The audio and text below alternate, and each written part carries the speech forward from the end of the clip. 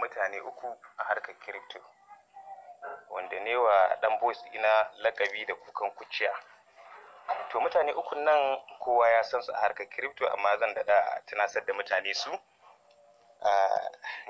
Na farko dai akwai waɗanda suka yanke wa kansu lokacin da za su yi arziki a harkar nan ta crypto da suka shigo sun ma yanke wa kansu lokacin da za su yi arziki.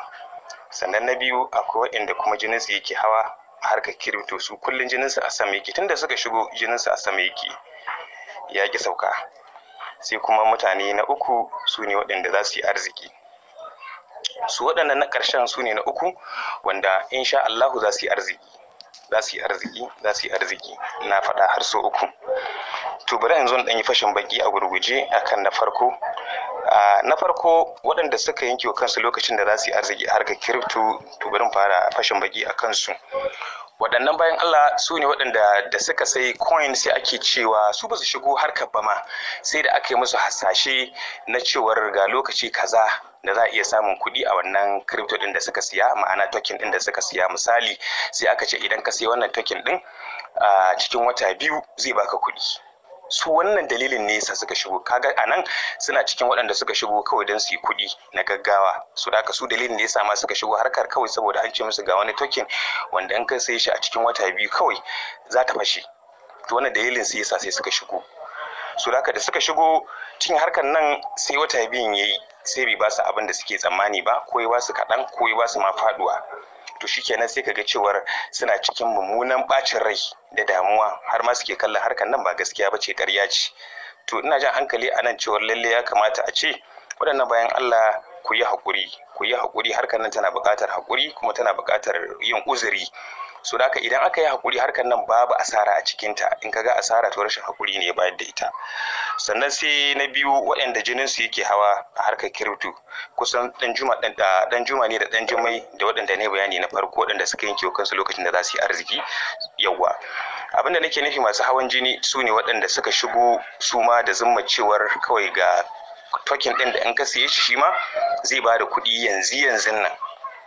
So da suka shigo suka sai kaya, shi yasa ake ta jan hankali cewa aje a nemi ilimi, ilimin abin nan. Wallahi duk wanda ya shigo harkar crypto babu ilimi, ko kuma da ya shigo din bai je ya nemi ilimin ba, dan da yawa mu ma sai da muka shigo sannan muka je muka nemi ilimin. So da dai kada a ce an yi ba mu. So da to amma is good ka shigo din, in ka shigo sai kana shigowa kar ka sai token ka je ka kwanta, a'a, daga ran da ka sai token ko da ma shit coin ne, lalle ko da na naira 2000 ne ko 3000, to ko ka fara zuwa kai bincike, ka fara zuwa ka nemi ilimin. Neman ilimi kashi 3, ko ka zama mai yawan tambaya, ko ka zama mai yawan bincike, ko kuma ka zauna da masu ilimin. Idan ka zama 3 daga cikin abu 3 nan, to insha Allah za ka samu ilimin da kake nema, ko na addini ko na menene. Ballantana kuma yanzu ina magana ne akan harkar crypto. Yawwa, ka zama mai yawan tambaya, ko ka zama da ahalin abin waɗanda suka san abin, ko kuma ya zama to cewa ka zama mai bincike. To insha Allah jininka ba zai dinga hawa a harkar crypto ba. Sannan sai na 3 waɗanda za su yi arziki. To waɗannan su ne waɗanda muke fata insha Allah muna cikin su, kuma kai ma ke ma kina cikin su da yadda Allah. Su ne waɗanda suka zama to cewar masu haƙuri a rayuwarsu, suka ɗauki al'amarin suka miƙa wa Allah, kuma suka shigo da kyakkyawar zuciya.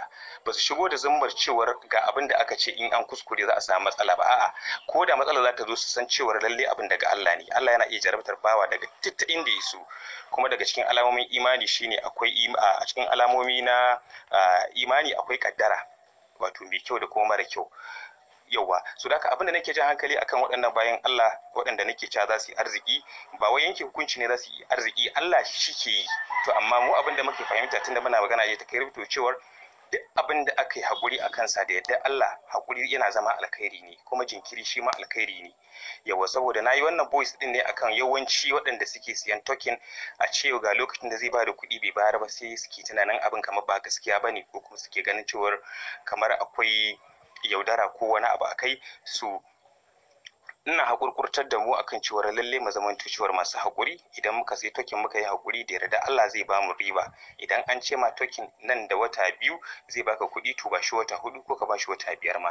Shi yasa ake ta cewa ma kar ka ɗauki kuɗin da kake ganin zaka sayi ragon sallah dab da sallan nan, ka ce idan na sayi wani coin zuwa ranar sallah kafin sallah zan sayar ya bani wannan kuɗin, ko kuma a'a kana da wasu kuɗi na marayu da aka baka amana ka zo, to bai halatta ka ɗauki kuɗin marayu ba bisa yardarsa ba, in dai ba yarjejeniya ne kuke da su ba, ka ka ko ka zuba a cikin irin waɗannan harkoki. Harka ce ta gaskiya wacce malamai sun halatta mana, wannan shi ba mu ƙarfin gwiwa muka shige ta. Tana iya zama haramun idan kai ka haramtar da ita, kamar yadda kowane irin kasuwanci da Allah ya halasta, haramci yana iya shigowa idan ka sa son zuciya cikin al'amarinka.